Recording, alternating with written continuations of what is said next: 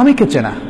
স্ত্রীদের উচিত হচ্ছে স্বামী কি পছন্দ করেন, যেহেতু স্বামী আপনার প্রিয়জন, আপনি স্বামীকে কাউন্টার পার্ট হিসেবে দেখবেন না, তিনি আপনার প্রতিদ্বন্দ্বী নন।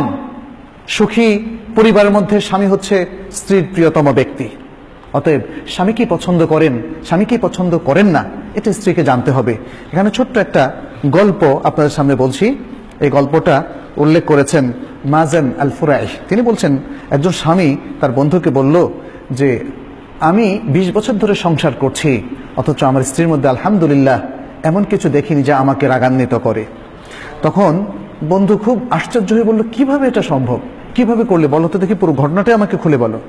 তখন স্বামী বললেন যে আমি যখন বিবাহ করলাম, প্রথম রাতে আমার স্ত্রীর কাছে গেলাম, তার দিকে আমার হাতটা একটু বাড়িয়ে দিলাম, সৌহার্দ্যের হাত, মমতার হাত বাড়িয়ে দিলাম।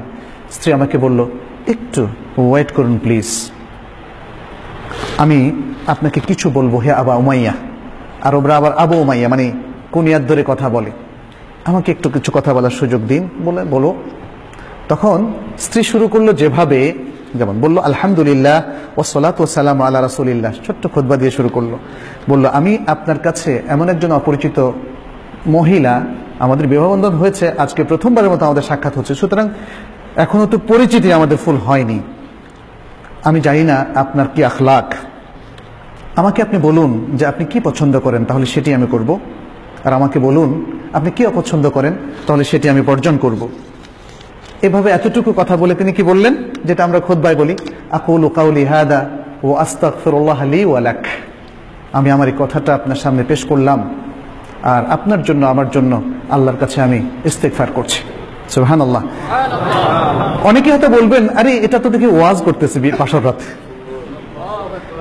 এটা তো অস্বাভাবিক রকম লাগতেছে। বাসর রাতে আমরা শুনি অন্যরকম সোহাগী কথাবার্তা, যেটা সাহিত্যের মধ্যে, গল্পের মধ্যে, উপন্যাসের মধ্যে আমরা পড়ি।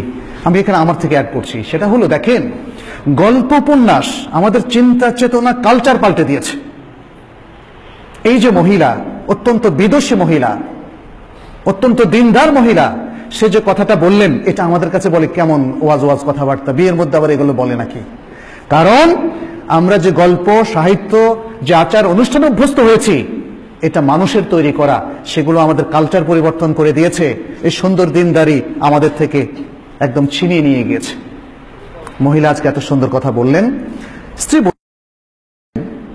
ওই বন্ধুকে বলছে, আমার স্বামী বললেন, আমার স্ত্রীর কাছে যখন আমি এই কথাটা শুনলাম, ভাবলাম যে আরে এটা তো দেখি অত্যন্ত সুন্দর কথা, তাহলে তো আমাকেও একটা ভাষণ দিতে হবে।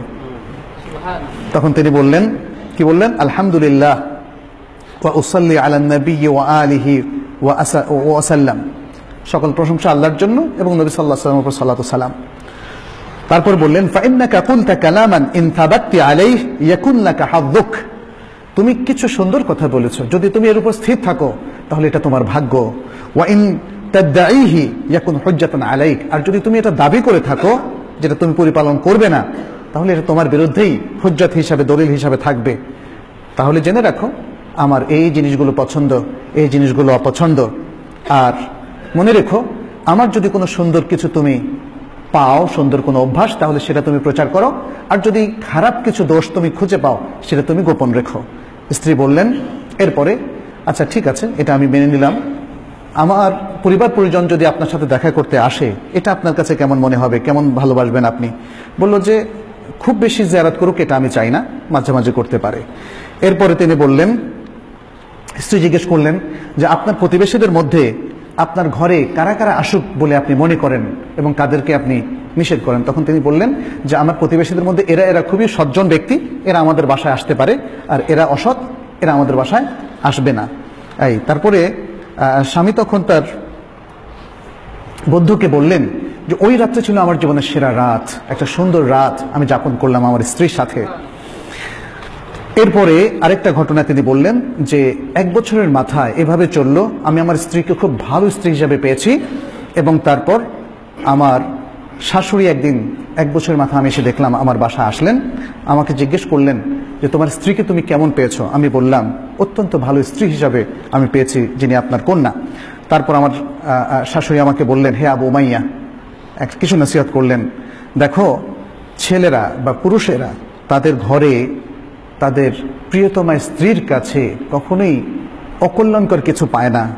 সুতরাং তুমি তোমার সেই স্ত্রীকে কিছু আদব শেখাও, কিছু শেখাও এবং তাকে তুমি ভদ্র করো, শালীন করো, সুন্দর করো।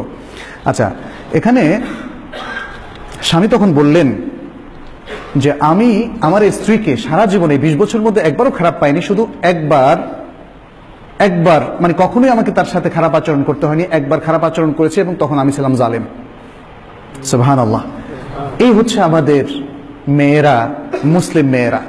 কিন্তু আজকাল এই মুসলিম মেয়েদের মধ্যে যে জিনিসটা ঢুকেছে, অপকালচার ঢোকার কারণে আজকে আমাদের মেয়েরা আসলে বিভ্রান্তির পথে হাঁটছে, ফলে নানা রকম অসুখ দেখা দিচ্ছে। তৃতীয় যে বিষয়টা আমরা বলবো সেটি হচ্ছে বিচক্ষণতার সাথে স্বামীর আনুগত্য করা এবং স্বামীর সাথে সুন্দর বসবাস করা। সবচেয়ে উত্তম নারী তাকে বলা হয়েছে যে স্বামীর ইতাআত করে এবং যে স্বামীকে কম খরচ করায়। আজকাল আমরা দেখি যে স্ত্রীরা স্বামীদেরকে আসলে অনেক ধরনের খরচ করাতে অভ্যস্ত, যে কারণে অনেক সময় স্বামী হারামের দিকে পা বাড়ায়। অতএব এখানে একটা ছোট্ট একটা কথা বলি, অতএব আমাদের এই ক্ষেত্রে আমাদের বোনদের সচেতন হওয়া উচিত। সালেফে সালেহিনের একজন নারী তার স্বামী যখন বাইরে যেত, কাজে যেত, তখন একটা ওসিয়ত করছে, বলছে ইয়াকা ওয়া কাসবাল হারাম, সাবধান, হারাম কিন্তু কামাই করবা না। ফাইন্না নাসবিরু আলাল জু ওয়া লা নাসবিরু আলান নার, কারণ আমরা না খেয়েও থাকতে পারি কিন্তু জাহান্নামের উপর আমাদের কোনো সবর নাই। আল্লাহু আকবার, কি সুন্দর নসিহত! এরকম স্ত্রী কি আমাদের মধ্যে আছে, আমাদের বোনদের মধ্যে আছে যে স্বামীকে এত সুন্দর ওসিয়ত করবে? তারপরে হুসনু তাদবীর শুউনুল বাইত, সুন্দর করে ঘরকে সামলানো, সন্তানদেরকে তারবিয়ত দেওয়া, স্বামীর দেখাশোনা করা, স্বামীর কিছু খেদমত করা, এই বিষয়গুলো, এবং স্বামীর মেহমানদেরকে সুন্দরভাবে ইজ্জত করা, এই বিষয়গুলো করতে হবে। তারপরে স্বামীর যে আত্মীয় স্বজন আছে, স্বামীর বাবা মা, স্বামীর বোন ভাই, এদেরকেও সম্মান করা। তবে মনে রাখতে হবে রাসূল সাল্লাল্লাহু আলাইহি সাল্লাম এই সম্মানের একটা লিমিটেশন দিয়েছেন। দেবরের সাথে কিন্তু একসাথে বসে আলাপ করা যাবে না, আড্ডা দেওয়া যাবে না, কারণ এই ধরনের পরিস্থিতিতে দেবরের সাথে দেখা করাকে বলা হচ্ছে দেবর হচ্ছে মৃত্যু। কিন্তু অনেক স্ত্রীদের মধ্যে দেখা যায় যে স্বামী তার ভাইকে হেল্প করুক, তার পড়াশোনার খরচ দেখ, বোনকে হেল্প করুক, বাবাকে হেল্প করুক, মাকে হেল্প করুক, এটা স্ত্রীরা চায় না। এটা বড় ধরনের দোষ এবং এই কারণেও অনেক অশান্তি তৈরি হয়। আমরা আশা করব সেটা আমাদের বোনেরা সেটা সামলে নেবেন।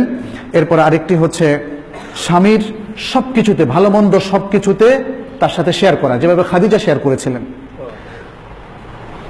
ওহী নাজিলের পরে তাকে সান্ত্বনা দিয়েছিলেন, সাহস জুগিয়েছিলেন, বিপদে তার সাথে দাঁড়িয়েছিলেন। এবং সে আবি তালেবে যখন তাকে অন্তরীণ করা হয় 3 বছর, তখনও কে ছিলেন? খাদিজা ছিলেন। সুবহানাল্লাহ।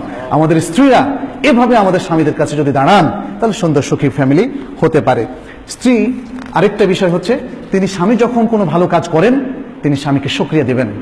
স্বামী যেমন স্ত্রীকে বলতে পারে যে আমি তোমাকে সত্যি খুব ভালো জানি, ভালোবাসি, এরকম স্ত্রীও কিন্তু সে একই কথা স্বামীর সামনে পেশ করবেন। স্বামী ভালো কিছু করলে, ভালো সুন্দর শাড়ি নিয়ে আসলে তিনি থ্যাঙ্কস দেবেন। এগুলোর জন্য খুব ফর্মালিটিস না হয়ে যায়, এগুলো ইনফরমালি সুন্দরভাবেই আন্তরিকভাবেই দেবেন। এবং কোনো শাড়ি যদি পছন্দ নাও হয় তবুও বলবেন এটা আমার ভালোই লেগেছে। এইভাবেই যদি আমরা আসলে কাজ করি তাহলে সুখী সুন্দর জীবন আমাদের তৈরি হতে পারে। স্বামী এবং স্ত্রী এই দুটো পার্ট আমরা যদি নিজেদের মধ্যে প্রেম ভালোবাসার মধ্য দিয়ে বন্ধনটাকে শক্তিশালী করতে পারি, সুদৃঢ় করতে পারি, এবং রাসূলুল্লাহ সাল্লাল্লাহু আলাইহি সাল্লামকে রোল মডেল হিসাবে আমরা গ্রহণ করতে পারি, আমরা পুরুষ নারী সকলেই, এবং রাসূল সাল্লাল্লাহু আলাইহি ওয়াসাল্লাম স্ত্রীদেরকে আমাদের নারীরা যদি রোল মডেল হিসাবে গ্রহণ করে, আজকের কোনো সেলিব্রিটি না, তাহলে একটা সুখী সুন্দর ফ্যামিলি গঠন হতে পারে, সুন্দর সমাজ গঠন হতে পারে। আল্লাহর কাছে আমরা দোয়া করছি আমাদের পরিবারগুলোকে তিনি যেন কবুল করে নেন।